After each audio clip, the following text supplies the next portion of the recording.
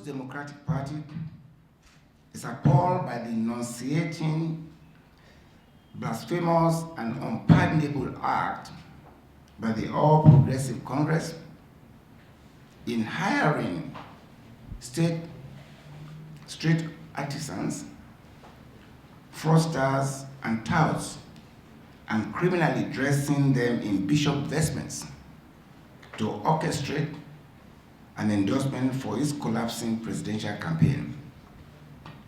The PDP, in the strongest term, condemned these profane and highly provocative acts of desperation by the sinking APC presidential candidate, Asiwaju Bola Ahmed Tinubu, in the face of APC's collapsing leadership, membership, and followership structure across the country. Nigerians were sickened by videos and pictorial evidence of known mechanics, bus conductors, and fraudsters sacrilegiously being dressed in fake bishop vestment and paid to endorse the unveiling of Asiwaju Tinubu's widely rejected running mate, Senator Kashim Shettima. Such action is unacceptable and unbecoming of any individual aspiring to a leadership position at any level, let alone the office of the president.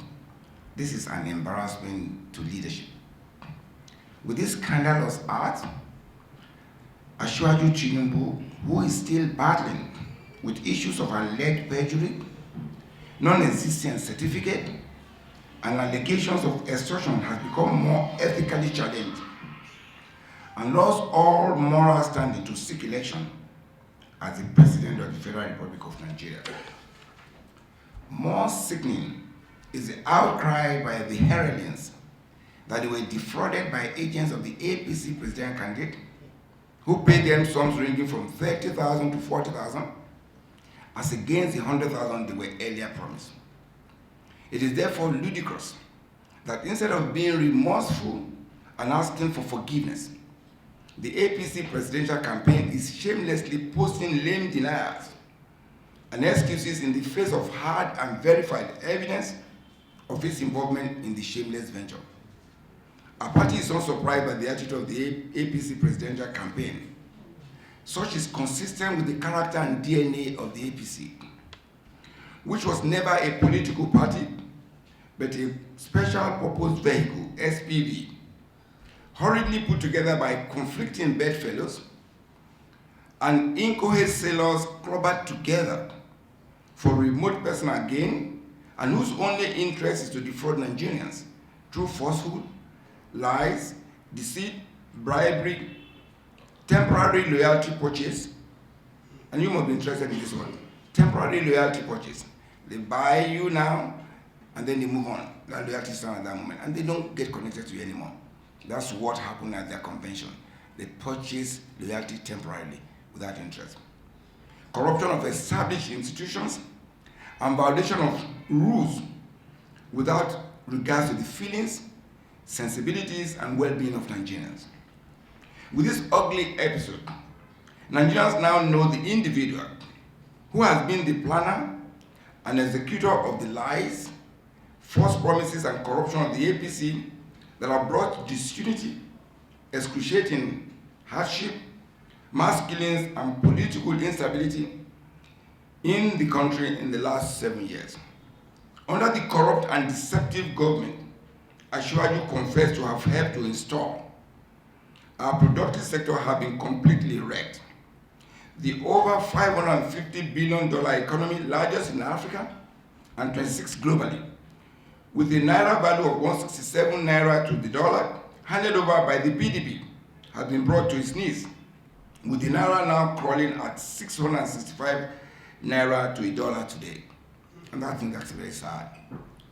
Under Asiwaju APC government, Nigeria's debt stock has astronomically risen from 12 trillion naira under the PDP to 41.6 trillion naira, with our nation going broke as debt servicing costs has now surpassed government revenue with over 300 billion. So we're constantly under deficit financing. Today, millions of businesses have been shut down due to harsh economic policies, and in case in point, it's a very critical sector of aviation. Aero contractor just shut down about a week ago. And with the consequences on the economy, the unemployment, the value chain in terms of production, people that provide water for the services, that provide other services that probably not known to us, all that is gone, and we cannot quantify that in terms of numbers. Unemployment has risen to over 35%. Cost of food items, medication, and essential services have skyrocketed beyond the reach of over 90 million Nigerians, are no longer able to afford daily meals and other basic necessities of life. What a tragedy, and it's indeed a tragedy for us. We know that as a country, and we must roll back this cliff-bound nation and economy.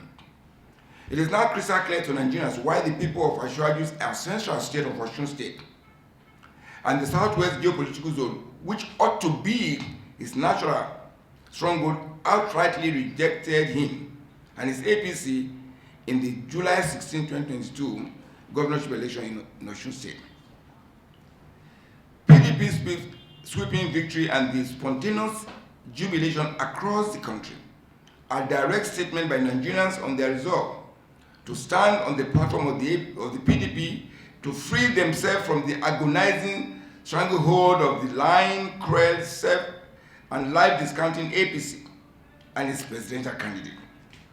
Furthermore, Asiwaju Tinubu humiliating rejection in Abuja, where he had reportedly rushed to in a desperate bid to frustrate the smooth conclusion of the Osun State governorship election, is a clear testimonial that the APC presidential candidate has been roundly deflated.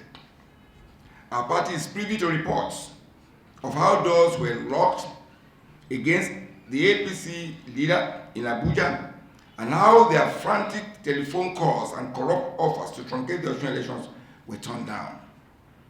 The APC presidential candidate can recall that our party had, in a statement on June 8, 2022, cautioned him that he will soon realize that Nigeria is not one of his acquired estate of fiefdom, and that Nigerians are not his political string puppets and retinue of lackeys from whom he bought the APC presidential ticket.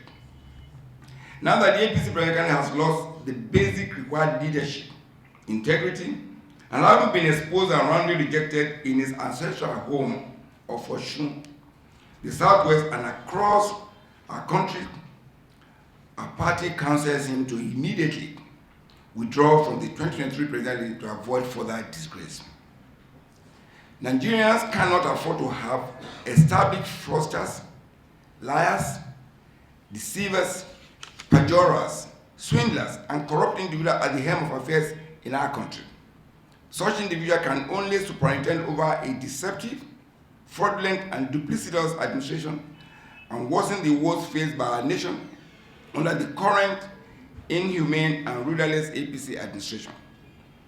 The APC president candidate and his party should know that it is in his own interest to withdraw from the race, as it will be futile to go into an election in which the will and aspiration of the people are manifestly against him and the APC.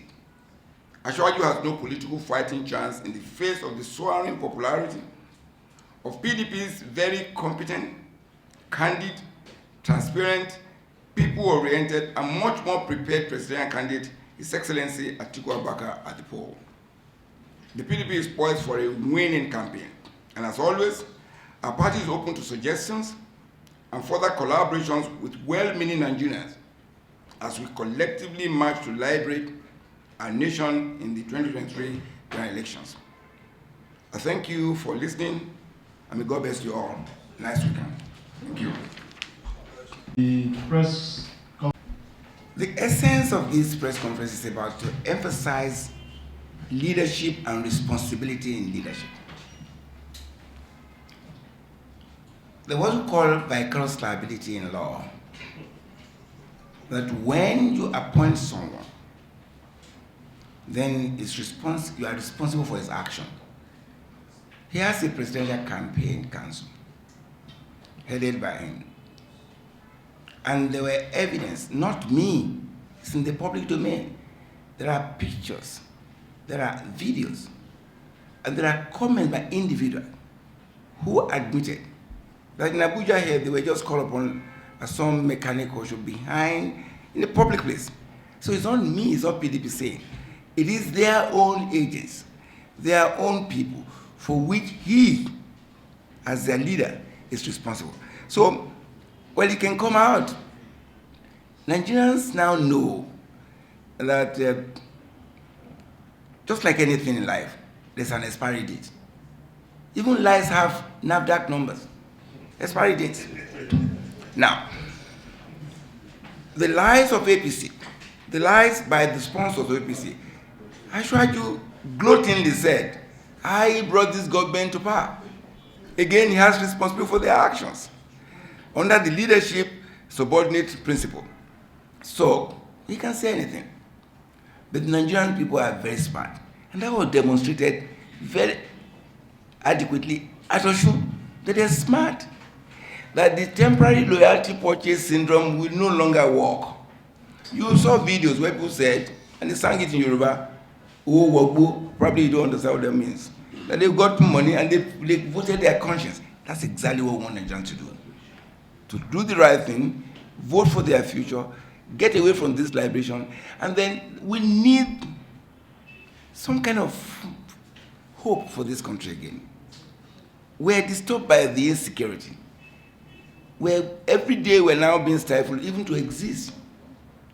That today, the dollar is 665.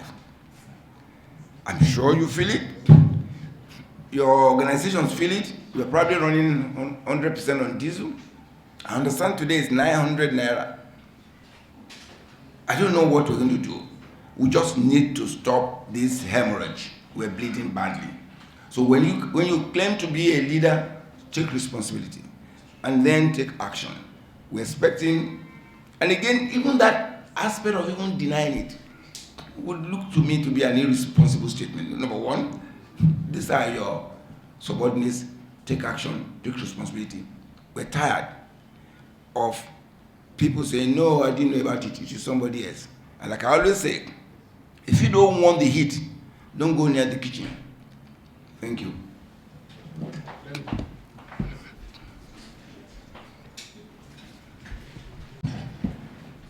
We're very conscious of what he said. There are two issues raised, and I'll start with this second one. In that statement, and I'm sure you'll have the text, which you can then interrogate when you see that. And then these are all in the public domain. I said alleged, and that word is very carefully put.